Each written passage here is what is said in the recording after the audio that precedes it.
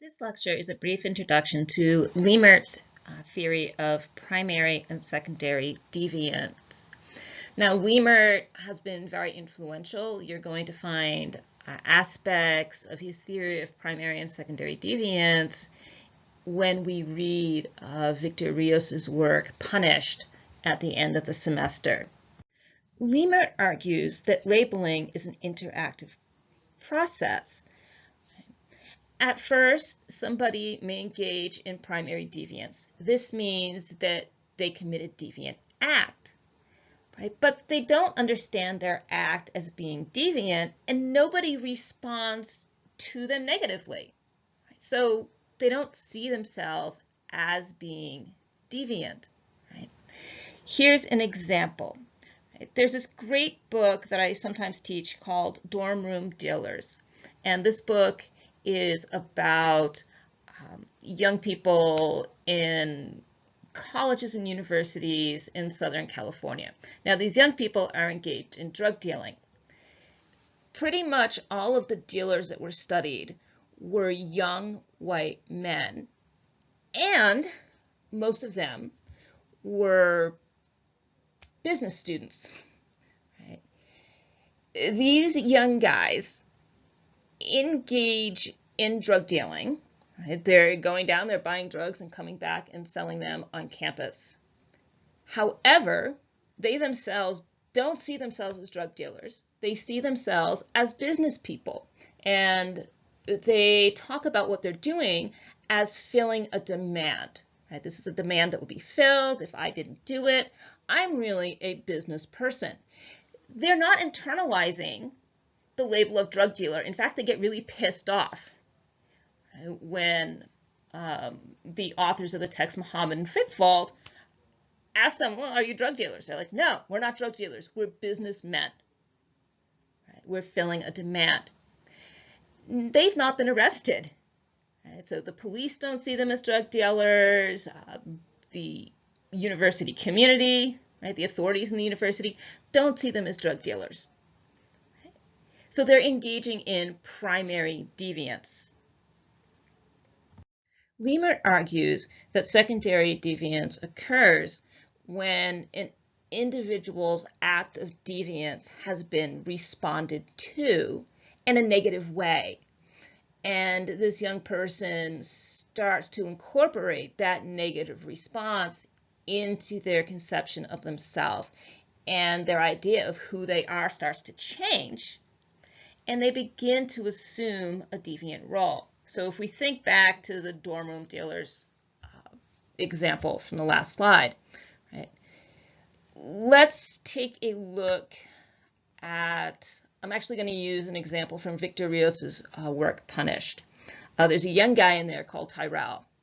And Tyrell is in middle school. He's like in I think he's in 7th grade at the time this story occurs. He's in 7th grade and he's in homeroom, and the teacher is afraid of him. She's looking at him like, definitely giving him the side eye. And so he asks, what's wrong? Do I like something between my teeth? What is wrong? Why are you looking at me like that? Right? He gets kicked out of class, right, sent down to the principal's office, and the teacher says that she doesn't want him in the classroom any longer. Right? And also, Tyrell has gone from being, he has this huge growth spurt. So it goes from being, in the eyes of people in the community, a cute little kid, to being almost 6 feet tall. Right? So now he's a 6 foot tall black man. Right? Even though he's not a man, right? He's like 13, 14 years old at the time. And people begin to respond to him differently. Right? And here he hasn't engaged in any deviance himself, but his identity is assumed as being deviant. Right? He's now a 6 foot tall young black man who's a potential threat. And he starts getting hassled in the street, and he gets stopped by the cops, stopped and frisked. They ask him where he's going. He's like, I'm not doing anything. I'm not doing anything. Right? They assume he's dealing drugs.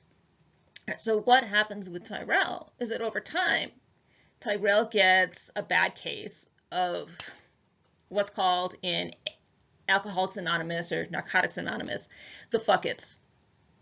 Right? He's like, look, I'm not doing anything. I'm getting in trouble. I'm going to do something. I might as well start making myself some money. Right? And he starts to deal drugs. Right? He starts to pull away from school because he doesn't feel safe. So now he's skipping school. Right? And he is dealing drugs now. Right? That's an example of secondary deviance. Right? Tyrell starts to assume this negative identity as he's experiencing more and more harsh responses, right, from authority figures in his community. This leads to an amplification of deviance. Right? Now he starts to look at drug dealing, since he's getting busted anyway, he might as well use this as a way to get money.